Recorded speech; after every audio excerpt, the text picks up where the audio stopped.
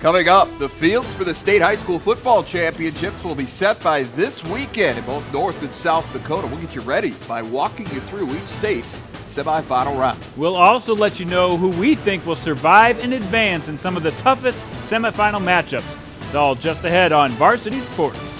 And how is everybody doing? Alongside Jason Andera, I am Jay Elsen. Well, Jandy, if you're still playing at this time of year, it means your team is one of the best in your respective state. And at this point, it also means you're just 2 wins away from a championship. Yeah, well, we started the season with 239 teams between North and South Dakota. We've got it pared down to just 44 teams left. And after Saturday, we're going to have 22 teams playing for those 11 titles between North and South Dakota. Should be some of the best games of the year. Yeah, no question. On today's show, we're going to break down each class, preview some of the best matchups. We're going to start in South Dakota with the biggest class, work our way through the smallest, and we go with 11 AAA, Jason. The 2 semifinals you see on your screen here, Brandon Valley at Sioux Falls, Washington, O'Gorman and Roosevelt. Both of these games going to be played at Howard Wood Field in a doubleheader on Friday night, 4 and 7 o'clock the start times. Let's start by taking a look at this Washington-Brandon Valley game, Jason. These 2 teams met first week of the regular season. It was all Warriors, 31-7 the final. Well, we're talking about more of a veteran team from Washington. They came out ready at the beginning of the year. Brandon Valley starts a lot of juniors on this team, and they are not the same team as they were back in August.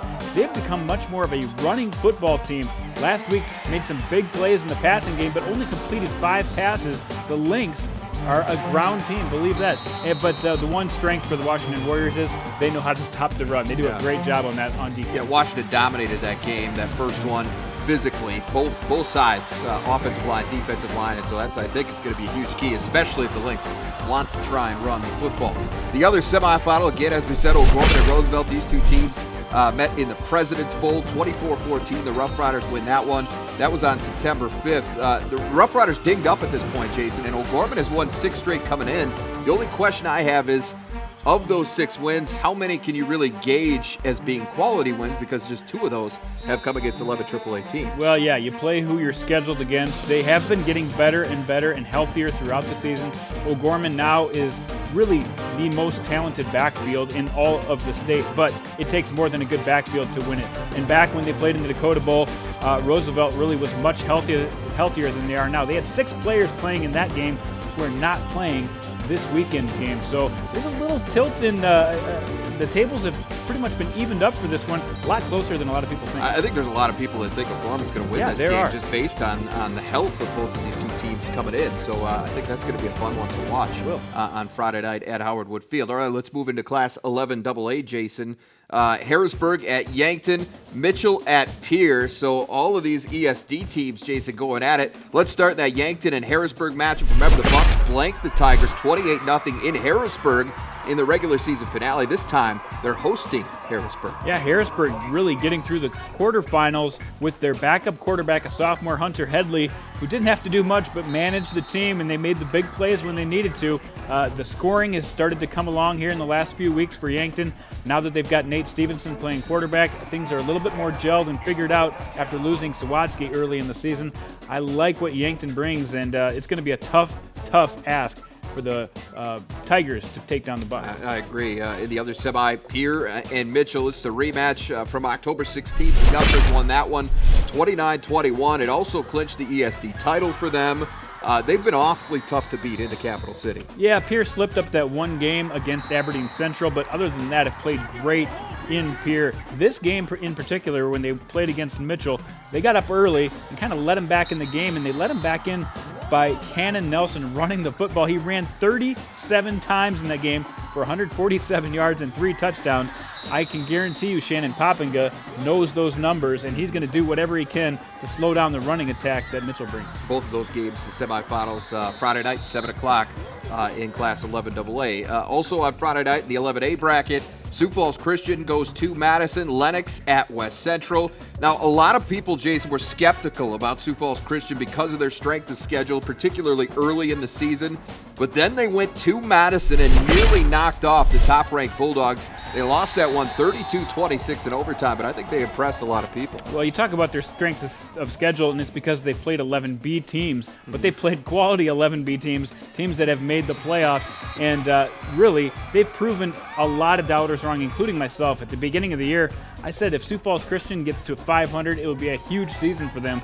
Well, they've surpassed that long since then, and they can play with anybody in this class, including Madison. And Madison has been off to slow starts week after week after week.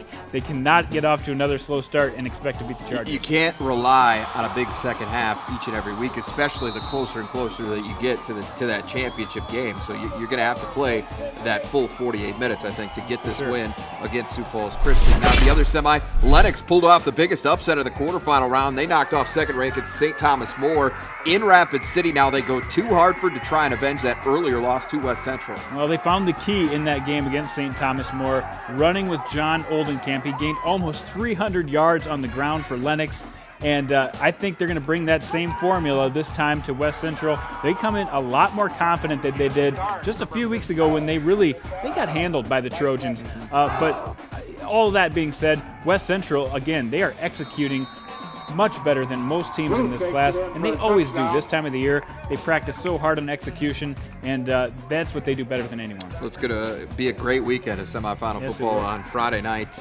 in the three biggest classes in South Dakota. We're going to take a look at North Dakota's playoff picture a little bit later on, but first, we're going to round out our semifinal preview for South Dakota. Look at 11B and the 9-man ranks when we come back. Varsity Sports on Midco Sports Network is presented by Mitchell Technical Institute, Shields, and Farmers Union Insurance Agency. Jason, let's start with the last 11-man class, 11B here. Groton at Winter, Tri-Valley at Sioux Valley. Let's start with that Groton-Winter matchup.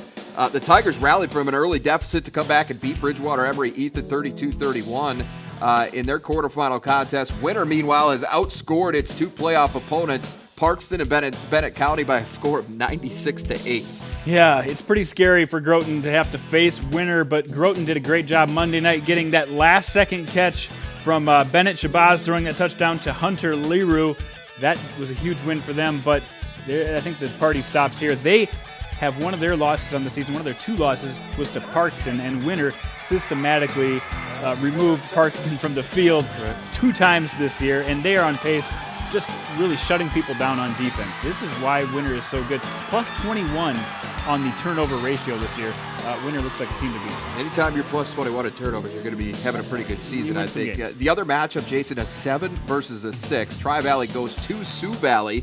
The Mustangs do this every year, Jason. They play a very difficult schedule. They get into the playoffs, and they start stringing things together, and here we are again. Yeah, but they've had some pedestrian years over the past couple seasons. This year, I think they've ramped it up a notch. The record looks about the same, but this is a team to be reckoned with. And you look at a common opponent like Sioux Falls Christian, for instance, Tri-Valley gave them all they could handle, whereas Sioux Valley just couldn't keep up with them. And I think that's what you're going to see on Saturday. Tri-Valley's just going to have too much horsepower in this game. Yeah, I agree there. Let's move into the 9-man ranks, Class 9AA now. Some good teams available here in the quarterfinal round. Number 5, Woolsey-Wessington goes to Webster. Woolsey-Wessington beat Harriet Selby area 44-14. Webster held off Bonhomme, one of the region opponents for Woolsey-Wessington, 35-28, but an interesting matchup here. Well, Woolsey-Wessington didn't start out great against Harriet Selby on Monday night. It was a lockdown early on, and they needed some confidence, and they got that in Hunter Johnson, who pretty much ran wild in the second half, and he's done that all season long, and that's the big task for Webster. We know they can do it with their quarterback, Kelby Hawkins, almost 1,000 yards passing this year. Hunter Gaikowski's ran for almost 1,000 yards, but defensively, can you shut down that attack that the Warbirds bring? That's the question that'll be answered. Stanley County upset Chester area 27-21 on Monday in Chester, but a tough task for them now as they hit the road to take out Woonsocket Wessington Springs Sanborn Central. Well, we know what the Blackhawks bring is a huge line, Landon Oshner in the backfield, a veteran quarterback in Tucker Kingsbury, but we don't know much about Stanley County, and this is a very tough team that brings Colton Dragset to the backfield, a senior quarterback. He's 6'2", he's a big guy, he can run. He's ran for almost 1,300 yards this year, 18 touchdowns, and he can throw. So they bring a little balance here for the Buffaloes this year. Their only loss this year was an early season loss to Sully Buttes, and this team has really been riding a high wave since then. The two teams hosting Webster and Woonsocket Wessington Springs Sanborn Central in Class 9AA. In Class 9A, Waverly South Shore coming from a late rally to beat Warner on Monday night 16-10.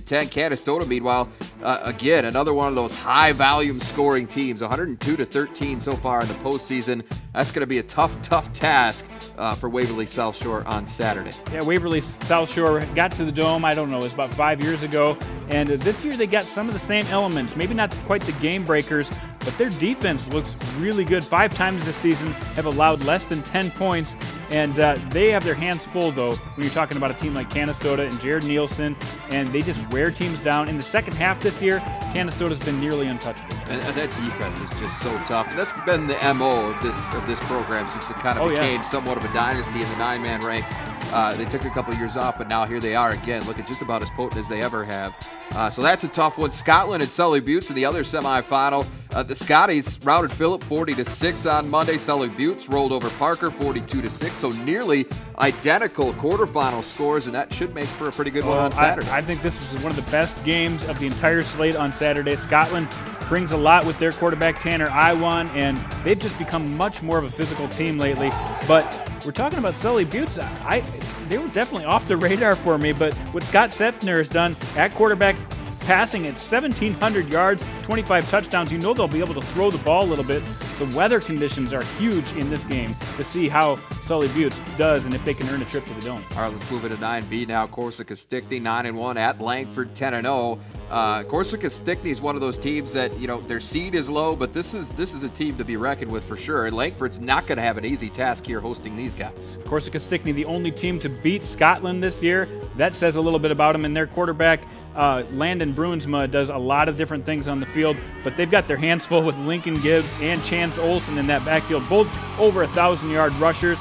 Langford has quietly been doing it in the northeast part of the state, but they've been undefeated for a reason. Cologne rallied past Alcester Hudson 38-36 in the quarterfinals on Monday, Jason. Now that long, dreaded trip to Buffalo to take on Harding County. And again, I think this one comes down to weather. If Harding County is able to throw the ball, I mean, that's a team that can throw the ball, and they've thrown for over 2,000 yards on the field this year. That's a team that loves to spread it out, and if they get things going with weather, they're going to be really tough to beat. But Reed Harder, the quarterback for Cologne, one of the best players in the state.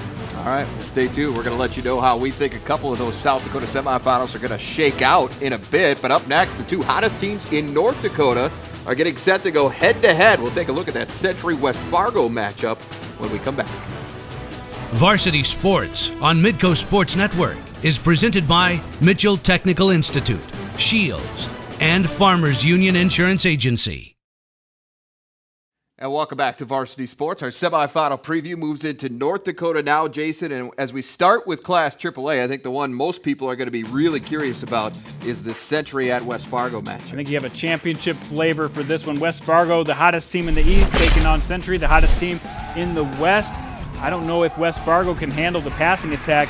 They have not faced anything quite like Feeney and what Geiger have brought from the West.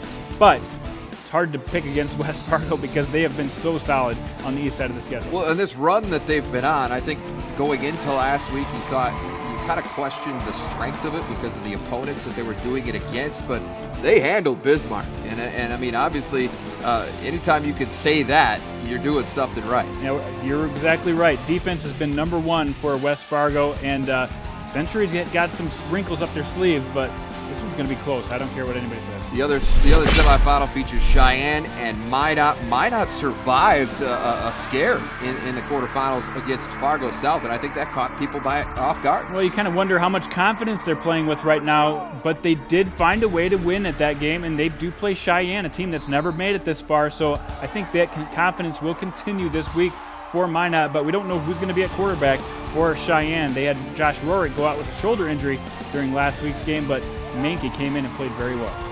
And how about Cheyenne? I mean, that's a great story in and of itself. It's just such a young program that they're a win away from getting to the Dakota Bowl for the first time in their short school history. But just an interesting piece as you consider that semifinal game on Friday night. In AA, Central Cass at Fargo Shanley. These two teams met on October 16th with Shanley taking a 26 decision. Well, kind of a surprise win for Central Cass to be in these shoes, but a few weeks ago they had some turnover problems against Fargo Shanley, and Shanley just executes. That's what they're going to have to hope happens again if they want to take down a little bit more physical Central Cass team this time around. They're also going to have to contain quarterback Jack Morris, who's thrown for over 1,500 yards and 12 touchdowns this year.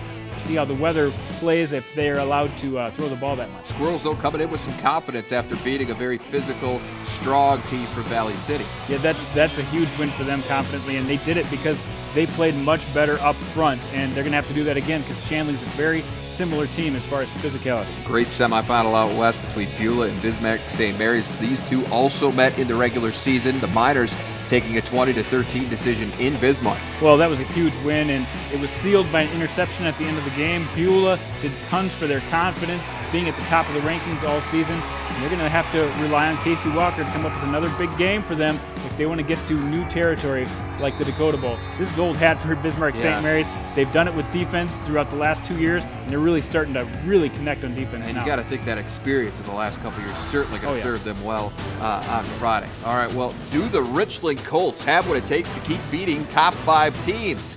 We'll preview the final hurdle that stands between them and the Dakota Bowl next. Varsity Sports on Midco Sports Network is presented by Mitchell Technical Institute, Shields, and Farmers Union Insurance Agency. All right, we conclude our semifinal previews now with the two smaller classes in North Dakota, Jason. And let's start in Class A. Park River Fordville Lankin, the defending state champs.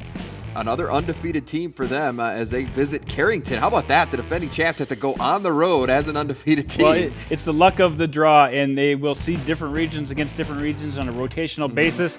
And it just happens this year that this one's going to have a championship feel. And I think if whoever loses this game is going to feel like maybe we were the second best team in the state. Right. And I feel the same way. Park River, Fordville Lankin has done a great job with their quarterback, Levi Cudmore, who's able to throw the ball a little bit, but on the ground with Caden Hunter and Jackson Hankey running the ball, two of the best in the state. They've really had no problems this season at all. I think they're going to have a problem, though, when they play Carrington, a team that's very physical. Their strength is up front, and they are really focused with Marty Hohalter as their coach on stopping the quick strikes. They need to make Park River grind the ball a little bit, something that they're not used to doing. So that's the focus. And then huge for them is getting Walker Carr back at running back last week. That gives them a huge boost. You know, they missed him for about 4 weeks. Now that he's back, it changes the game a little bit. The other semifinal features Velva Sawyer, 8-2, at Killdeer, who's 8-1. Velva Sawyer beat up Bishop Bryan last week, 48-20, while Killdeer shut out West Hope Newburgh Glenburn 43-0. An impressive performance. Well, it's going to be a huge ask to beat Killdeer right now. They are playing so well with Derek Tabor in the backfield. Velva feels like they're going to have to play a perfect game to contend in this one, and they're going to have to get it from their seniors, Shad Veda and Kobe Bright in the background, because up front they start 3 freshmen, 1 sophomore, and a junior on that front line. They're starting to come together. That's a big ask for a young offensive line. You talked about the luck of the draw, and I think we're seeing that the unluck of the draw, not only in Class A, but also in 9-man, because Shiloh Christian and Richland, 2 of the premier teams in 9-man football in North Dakota, have to go head-to-head in the semi. Yeah, once again, we don't know how good Shiloh Christian is. They've played a tough schedule in Region 3, but not maybe the elite teams like Richland and Cavalier and Thompson, the teams that Richland has just gotten done beating. So they have a tough road to hoe. But Jake Elin, Brady Hean, Trevor Flaw going to get it done for that Richland side, where you got Zach Martin on the other side of the screen. He can pass or run. This year, very balanced for the Skyhawks. I think they're going to have a fighter's chance. North Prairie also undefeated. They're 10-0. They will visit Hettinger Scranton, who's 8-2. Now, North Prairie edged Richardson Taylor Hebron 14-6 last time, while Hettinger Scranton beat Mott Region 62-36. What do you see here? Well, I think Hettinger Scranton's a team that features a lot of good running backs. 3 different guys with more than double-digit running back or touchdowns this season, and they do it on special teams. 4 kick returns for touchdowns this year, 3 pick sixes. So they rely on the big play a little bit. They're going to have to get those big plays to beat a team like North Prairie, who's gone through the schedule unscathed with their quarterback who's thrown over 1,000 yards. Of course, they got a running back in Taylor Scott, too, that they rely on for big yards in the backfield. This one's going to be a ground game. I'm not sure how this one will play out, a very close one. All right, well, as you said, 44 teams come into the week. 22 will move on with a chance to play for a title next week in both North and South Dakota. We have taken a close look at each of the semifinal matchups. Now it's time for us to give you a few of the teams we think are going to play their way into those title games. Another round of playoff pickup is coming up next. Varsity Sports on Midco Sports Network is presented by Mitchell Technical Institute, Shields, and Farmers Union Insurance Agency. Well, we're down to 2 weeks left in our head-to-head matchup here in Pigskin Pick'em. This is the last week, though, that upset picks are going to come into play next week. Going to pick all 11 championship games, so there's still a chance. I am behind. Right, let's see how you do. But that could be the big difference maker. Let's get into these picks now, Jason. 2 North Dakota, 2 South Dakota. We'll start in South Dakota, that Big 11 AAA showdown in the semifinals between O'Gorman and Roosevelt. I think Roosevelt has O'Gorman's number. I know they're not the same team they were a couple months ago, but I'm going to still take the Riders. I like the Riders as well, although I do see the point in all the people who like O'Gorman in this game, just from the fact that the Roosevelt is so dinged up, but I still think the Rough Riders have enough to get the job done. Sioux Falls Christian at Madison. The Chargers gave the Bulldogs a scare a couple of months ago, a month or so. Nothing will surprise me however this game plays out, but I still think Madison is my pick from the beginning of the year. I think they have the talent. They'll get it done. They had a strong second half, and their big playmakers all played a role in that strong second half of the first matchup. I think those guys are the difference enough to get the Bulldogs through to the Dome once again. Century at West Fargo. It's really, really tough to pick against West Fargo, but I have a feeling that the Century team is on a mission with their quarterback, Dalton Feeney. I think they somehow pull out a close win in the end. This is a gut feeling for me, too, and I'm right with you. I think Century gets the win. I think Feeney has been just a man amongst boys since he's come back on the field, and I think he's going to be the difference in this one.